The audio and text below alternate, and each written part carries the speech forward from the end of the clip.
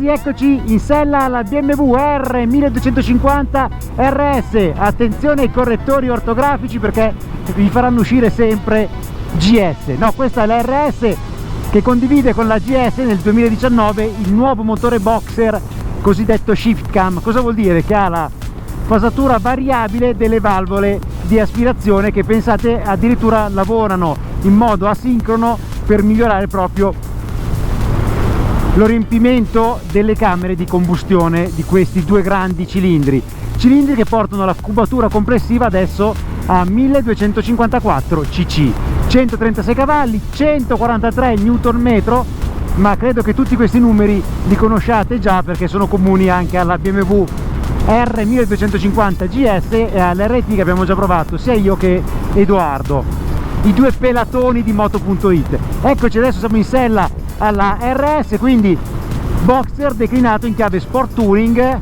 Non ci sono il telelever, sospensioni a lunga espulsione della GS, ma c'è una classica forcella, mono ammortizzatore, ovviamente c'è sempre il cardano per la trasmissione finale, 6 marce, una bella frizione col comando idraulico, e in questo caso la moto è full optional come quasi sempre accade con le moto del parco stampa, quindi troviamo le sospensioni ESA, sospensioni elettroniche non semiattive come gran parte della concorrenza, ma attive. Cosa vuol dire? Che l'elettronica non sovraintende soltanto alla parte idraulica di compressione e ritorno, ma controlla anche il precarico dell'ammortizzatore, e questo è molto utile perché queste sono moto da viaggio, quindi quando passate dalla guida da soli o col passeggero con i bagagli, la moto riconosce in automatico il peso a bordo ed è ovvio che non cambi il coefficiente elastico della molla, ma cambia la compressione della stessa, e cambiando la compressione della molla varia anche l'altezza poi del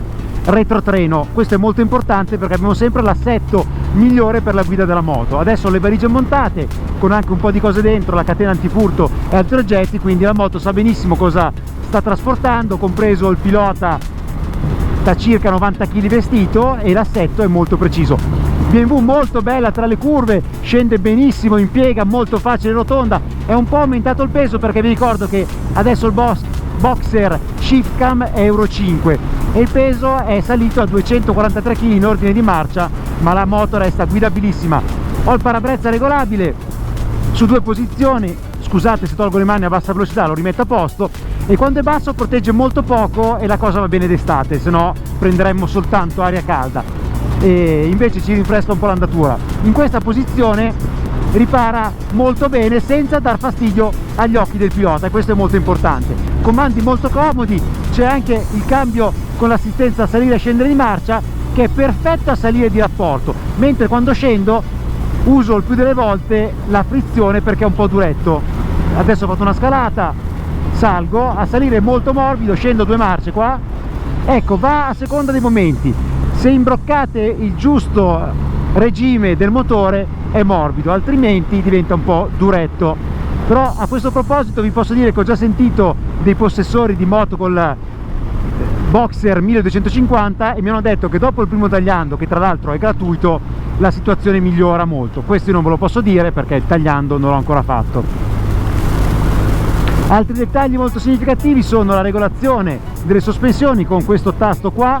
Posso mettere road o dynamic. Adesso è dynamic perché su strade tutte curve sono più belle da usare, sospensioni un po' più toniche, mentre in città vi consiglio la regolazione elettronica road perché rende la moto molto morbida anche sul pavé e sulle buche, quindi l'effetto si sente. Altra cosa, mappe motore, ho i riding mode sul tasto destro della moto, ho dynamic, dynamic pro, rain e road. E io non sono un amante dei riding mode, nel senso che di solito ne trovo uno che mi piace di più come risposta dell'acceleratore e uso quello, anche perché col bagnato o in situazioni di scarsa aderenza mi affido al controllo di trazione. Ecco, sulla 1250 RS mi piace molto il riding mode dynamic perché dà una bella risposta del motore, molto pronto, molto grintoso, ma tutti i controlli poi, le perdite di aderenza sono tenute a bada dall'ottimo controllo di trazione. Frenata molto potente, adesso sono in discesa, vi faccio vedere una pinzata col doppio disco da 305 mm con pinze Brembo. Stranamente qua non ci sono le AIS che ho trovato sulla GS nuova, ma ci sono ancora le Brembo. Guardate, frenata potentissima, mi sono arrestato, dietro non c'è nessuno, ovviamente sono entrate le 4 frecce e ripartiamo. Molto sicura questa moto, va veramente bene, ha una sicurezza altissima.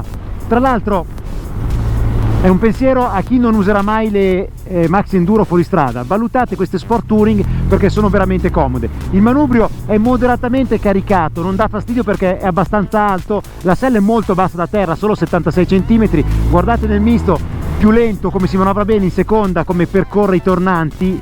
Mi raccomando, non tagliatemi la curva, una moto sta dalla sua parte benissimo. Vi dicevo, posizione comoda, ginocchia un po' alte se siete altissimi, ma non disturba più di tanto. Il manubrio, vi dicevo, è molto angolato, molto sportivo, ma non dà fastidio perché è alto comunque. Quello che potrebbe dar fastidio ai meno alti è la sua lontananza dalla sella, che obbliga ad allungare un po' le braccia.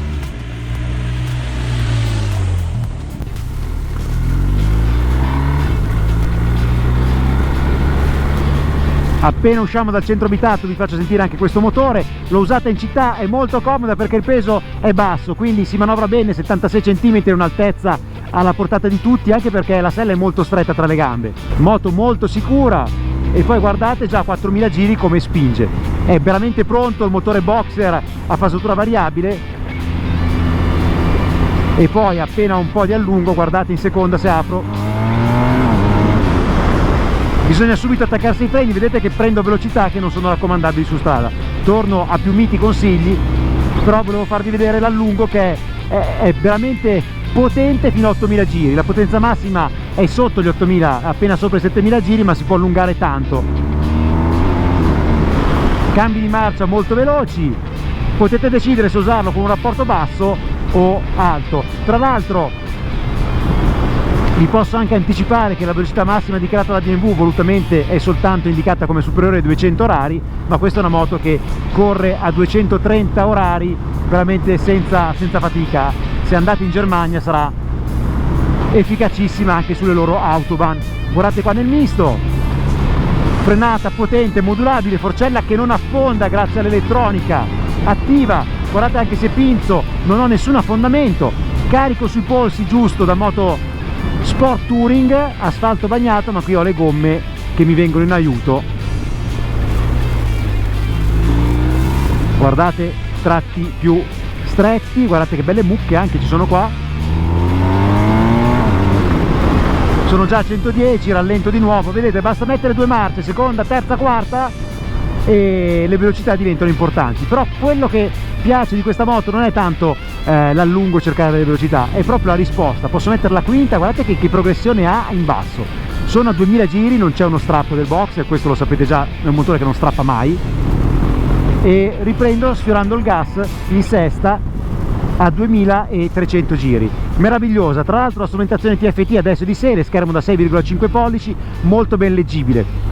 Sono validissimi anche i blocchetti elettrici perché ogni funzione ha il suo tasto, e questa è una cosa che rimarco sempre con le BMW perché hanno studiato molto l'ergonomia e anche la funzionalità quindi dei tasti. Tutta la moto è amichevole, come dicono gli inglesi, friendly, si manovra tutto facilmente. Consumi sono ottimi, oggi l'ho tirata abbastanza nel misto, il consumo è stato di circa 18,7 km con un litro, quindi un dato molto interessante, che può arrivare fino a 20 km con un litro nel turismo, mentre in città siamo intorno ai 17 km con un litro, quindi è una moto che si presta agli usi più disparati. Ovviamente è un RS, non fa il fuoristrada come la GS, non è comoda come la RT, ma rispetto a queste, se trovate un bel percorso misto, beh ragazzi, qua diverte veramente di più, trasportando anche passeggeri e bagagli in modo più che onorevole. Adesso andiamo a scoprirla bene insieme da fermo, così vi faccio vedere anche com'è cambiata nella faccia e nelle finiture la sportiva RS. Venite con me.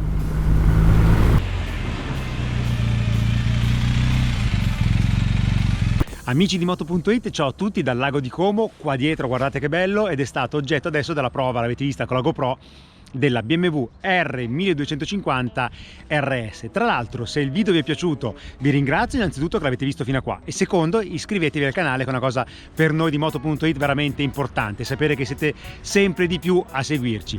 Adesso però, come vedete, la moto, la protagonista, è qua dietro, bella sporca perché l'ho usata tantissimo in questo periodo anche con la pioggia, perché è una moto da gran turismo e il turismo si fa anche col bagnato. Quando piove piove, l'importante è proteggersi al meglio, come in questo caso con le giacche impermeabili o le antipioggia. Noi l'abbiamo fatto, vedete che ci sono ancora un sacco di tracce di bagnato sulla mia RS in prova in questi giorni. Eccola qua, l'abbiamo già vista a EICMA dell'anno scorso perché è stata una delle novità presentate dal costruttore tedesco. Come cambia? Cambia nell'estetica e soprattutto a livello meccanico, perché riceve il nuovo motore Boxer, sempre raffreddato a liquido ma cresciuto nella cilindrata, 1254 cc, infatti la sigla è R1250. È un motore già, diciamo così, ready, Euro 5 ready, è in configurazione Euro 5, quindi dall'anno prossimo avrà l'omologazione corretta Euro 5 riportata sul libretto. Come cambia poi a livello di numeri? Cresce la potenza, 136 cavalli a 7750 giri, con una coppia massima di ben 143 Nm a 6250 giri, come vi ho detto nella guida, quindi a un regime inferiore. Cambio sempre a 6 marce, frizione multidisco in bagno d'olio, cambio a 6 rapporti dotato di quick shift a salire e a scendere di marcia, trasmissione finale ad albero cardanico, telaio, eccolo qua, in acciaio, tubi di acciaio, con il motore e il cambio che hanno una funzione portante, quindi contribuiscono a rendere più solida tutta la ciclistica. Vedete che infatti il telaio qua abbraccia il motore, poi arriva al cannotto di sterzo, però il motore è un elemento stressato. Sospensioni tradizionali con una forcella a steli rovesciati da 140 mm di escursione, 140 anche dietro, a regolazione in questo caso nella moto in prova completamente elettronica, attiva e non semiattiva, come vi ho già detto sempre nella GoPro, perché viene regolato anche il precarico della molla, quindi la moto fa tutto da sola, dobbiamo soltanto scegliere le impostazioni road o dynamic. Tra l'altro adesso vi faccio vedere anche il cupolino. Questa posizione bassa e questa è la posizione più alta, che ripara molto bene e soprattutto non dà fastidio alla vista perché rimane comunque sotto il casco, quindi ottima protezione. Non ci sono rumori tra l'altro dal cupolino anche ad alta velocità, cosa che era stata segnalata da qualche lettore nella precedente RS. Adesso lo scuoto anche un po', vedete che è molto solido, non so dirvi con il tempo, con i chilometri, se la situazione peggiorerà. Questa è la meccanica, quindi Euro 5, nuovo motore, ciclistica invece confermata, però non cambia soltanto il motore sulla RS, è tutto nuovo anche il muso che si rifà alla S1000 RR, la bestiaccia che corre in Superbike. Vedete che ci sono questi nuovi fari a LED che danno un'immagine molto molto sportiva alla moto, che quasi contrasta con il look un po' più pacioso del motore Boxer, perché uno di solito pensa al motore Boxer e pensa al turismo, però in questo caso il turismo si fa veramente rapido, è veramente una moto sport tourer questa BMW R1250, perché il motore va molto forte. Vediamo anche le valigie che capienza hanno, sono molto grandi, ci sta tranquillamente un casco integrale, in questo caso una Rai QV Pro, quindi un casco molto abbondante, e guardate poi questa zona inferiore, c'è questa base di appoggio che non fa cadere il contenuto quando apriamo la valigia, e questa è una furbata di BMW molto utile, e sella molto abbondante sia davanti per i piloti più alti che possono quindi muoversi, sia dietro per il passeggero molto ben imbottita con le maniglie di serie. Quindi sportiva sì, ma anche attenta ai viaggi. Nel quadro scopriamo l'altra novità sostanziale del 2019, che è la strumentazione TFT, che è diventata di serie. Non c'è la barra che indica la temperatura del motore, bisogna andare nei sottomenu, però c'è una cosa molto utile che ricorda tanto anche le vetture M Sport di BMW. Vale a dire, vedete la barra del contagiri, la zona rossa quando il motore è in temperatura si abbassa fino ai 5.000 giri circa, poi man mano che il motore entra in temperatura la zona rossa arriva giustamente agli 8.000 giri rispetto ai 7.750 del regime di potenza massima. Sono presenti i riding mode sul tasto destro, la chiamata di emergenza o in caso di incidente si attiva automaticamente, è optional, e poi sul blocchetto di sinistra abbiamo il cruise control, regolazione delle sospensioni con l'ESA e i vari menu. La leggibilità, come sulla GS, è semplicemente ottima, vedete che i numeri sono molto grandi, anche perché l'età media dei motociclisti un po' si è alzata, BMW ne ha tenuto conto e ci sono poche voci nella prima schermata, però tutte chiare. La moto costa 15.650 euro, ovviamente i pacchetti esclusi come ESA, cruise control, queste cose vanno prese a parte, anche le valigie, però la base meccanica è sicuramente interessante perché è una moto fatta per il turismo molto veloce e vi posso già anticipare quelli che sono stati i pregi della moto. Sicuramente gran motore, abbiamo visto con la GS e l'RT è il boxer migliore di sempre, tantissima coppia, non c'è nessun ritardo di risposta con questa fasatura variabile delle valvole di aspirazione, anzi il cambio di fase è inavvertibile, veramente inavvertibile, quindi un gran motore, più silenzioso meccanicamente rispetto al passato, è comoda, non è un RT, non fa il fuoristrada come la GS, però se vi piace guidare sportivamente sicuramente è una moto riuscitissima. I difetti vi li ho detti durante il test con la GoPro. Abbiamo un cambio nel downshift piuttosto duro, meglio usare la frizione almeno adesso che la moto ha pochi chilometri, e poi se non siete tanto alti verificate la distanza del manubrio dalla sella perché è piuttosto lontana. Se siete alti è comoda, se siete piccolini potrebbe obbligarvi ad allungare un po' le braccia. Poi altra cosa che ho notato durante il test è la lunghezza della pedivella laterale. State attenti a parcheggiarla un po' inclinata la moto perché la pedivella è molto lunga e quindi tiene molto dritta la moto e in certi casi fa prendere un po' di spaventi. In questo caso però abbiamo il cavalletto centrale che quando il fondo non è perfettamente in piano ci dà una grossa mano. Adesso la prova della moto finisce qua, la lascio tutta per voi nei commenti sul canale YouTube di Moto.it, fateci le vostre domande e diteci cosa vi è piaciuto e cosa no. Grazie per averci seguito, alla prossima prova, ciao!